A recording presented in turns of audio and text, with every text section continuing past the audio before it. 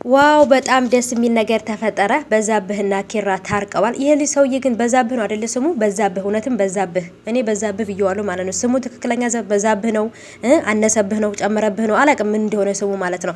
ስሙ ብዙም አያዘኝም፣ ግን እርግጠኛ ነኝ በዛብህ ነው ብዬ ነው የማስበው። እና ውዶቼ ታርቀዋል። ይሄንም ነገር የተፈጠረው እንግዲህ ጥቦ ትፈልጋለሁ ወይንም ደግሞ ጮማ የሆነች ምርጥ የሆነች በግ ፈልጋለሁ፣ ደብድቦኛል፣ ካሳ ነው ብሏል። የሆነ ነገር በተፈጠረ ቁጥር ካሳ የሚፈልጉት ነገር አላቸው። ግን ደግሞ ራሱ ነበር ነገሩን ያበላሸው። ከዛም በኋላ ኪራ ብድግ አድርጎ በቦክስ መታው። ከዛን እንድታረቁና ኪራን እንዳይከሰው ብለው የጽናት አባት ካሳ ከፍሏል ማለት ነው። በጣም ነው ያሳዝነኝ እውነት ለመናገር። ሰላም ሰላም፣ ውድ የተከበራችሁ የቻናሌ ተከታታዮች እንዴት ናችሁ? ከኔ ጋር ሁሉ ሰላም ነው። ሰላማችሁ ይብዛል ባላችሁበት ውድ ቤተሰቦቼ።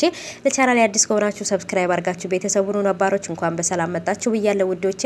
ተወዳጁ የጽናት ድራማ በተለመደው ሰዓት ተለቋል ውድ ቤተሰቦቼ። እንግዲህ በጣም አስገራሚ ነገር ተፈጥሯል። እሱም ነገር እንግዲህ የበዛብህ ነገር ነው ማለት ነው። በዛብህና ኪራ ታርቀዋል። ግን ደግሞ ያሰበው ነገር እንዳለ ግልጽ ነው። ምክንያቱም አስተያየቱ ላይና አነጋገሩ ላይ ምንም ሰላምና እርቅ የፈለገ አይመስለኝም። በመሀል ግን ደግሞ የሆነ ያመጣውና ያሰበው ነገር አለ። ያንን በከወሰደና ከታረደና ከበላ በኋላ የሆነ ነገር ያሰበው ነገር አለ ማለት ነው። ምክንያቱም ነገሮችን ለማበላሸት አስቧል ብዬ አስባለሁ ማለት ነው ውዶቼ። ውድ ቤተሰቦቼ ተቋርጦብኝ ነው፣ በጣም ትልቅ ይቅርታ ጠይቃለሁ ማለት ነው።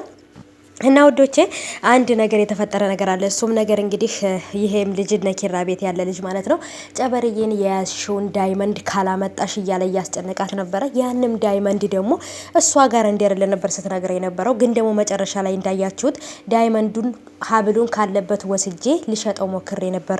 ከሸጥከውም ደግሞ ሙሉውን ወይም ገንዘቡን እንድንካፈል ይገባል ብለዋለች። እሱም ደግሞ ዳይመንድ እንዳልሆነና ሌላው አርቲፊሻል እንደሆነ ነው የነገሩኝ ብሏት ነበር። የእውነት ዳይመንዱን ወስዶ እሱ ገንዘቡን እንዳትካፈለው ብሎ ይህንን ምክንያት እየፈጠረ ይመስላችኋል?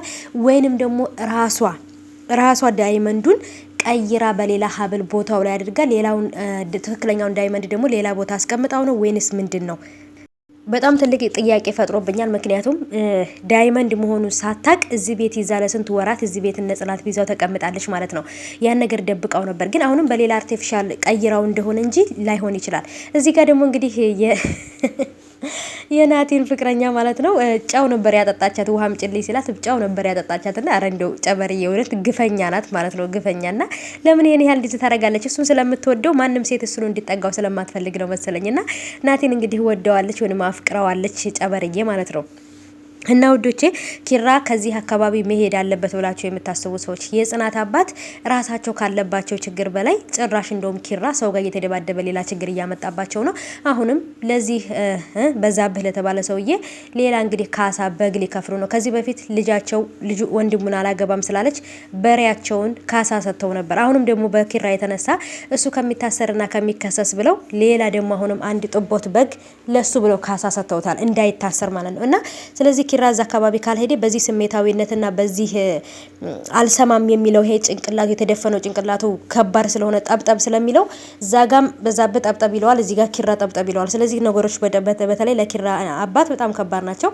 በዚህ በተከበሩበት ተከብረው በኖሩበት እስከዚህ እርጅናቸው እድሜያቸው ድረስ ተከብሮ የኖሩበት ሰፈር ነውና በልጃቸውም የተነሳ አንገታቸውን ደፍተዋል። በጣም ነበር ያዘኑት የእውነት የሆነ መስሏቸው፣ ግን ልጃቸው እንዲህ እንደማታረግና በጥላቻ በዛብህ ይሄን ነገር እንዲያደረገ ስላወቁ ሁሉ ነገር በፍቅር ፈተውታል። ግን አሁንም ቢሆን በነገራችን ላይ በጭራሽ በዛብህ አርፎ የሚቀመጥ አይደለም። ይሄንንም ነገር ካሳ ከተቀበለ በኋላ አሁንም ድጋሚ ኪራ የሆነ ነገር እንዳደርገው አድርገው ድጋሚ በቃ የጽናት አባት ያላቸውን ንብረትና ሀብት እያንዳንዱን መውሰድ ነው የሚፈልገው መሰለኝ ይሄ ሰውዬ ማለት ነው። ስለዚህ ከዚህ በኋላ በኪራ ምክንያት አባትየው መከራ ውስጥ መግባት የለባቸውም። ኪራና ጽናት ወደ ከተማ መጥተው እንደ በፊቱ በሰላም በፍቅር ቢኖሩ ነው የሚሻለው ብዬ አስባለሁ።